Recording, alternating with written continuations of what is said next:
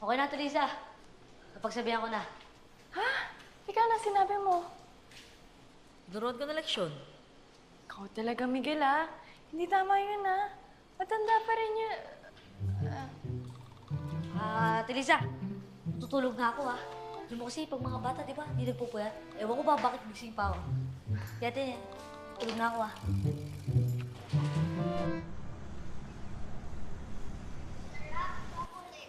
Tahan lang, huwag ka na umiiyak.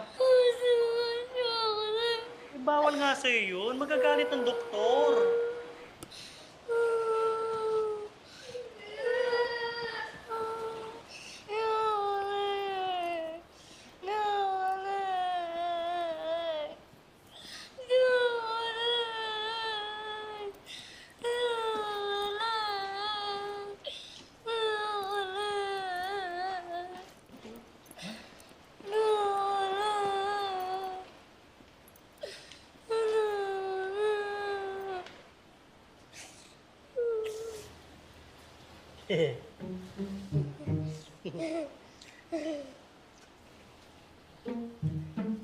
Ano, gusto mo pang chocolate? Ano sinabi mo sa kanya? Ba't biglang tumigil sa pag-iyak?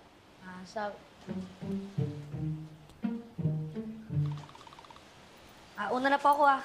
Malilito po kasi ako.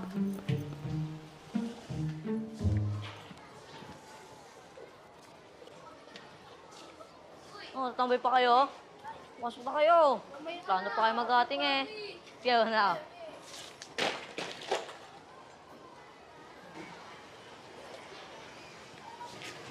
Ako, sorry ah. Ano mo sinasadya eh. Hindi, ganito na lang. Ayusin ko na lang. Huwag mo lang pagkasunod-sunod ng mga planets eh. Yeah. Ito yung sun, di ba? This is the center of the solar system.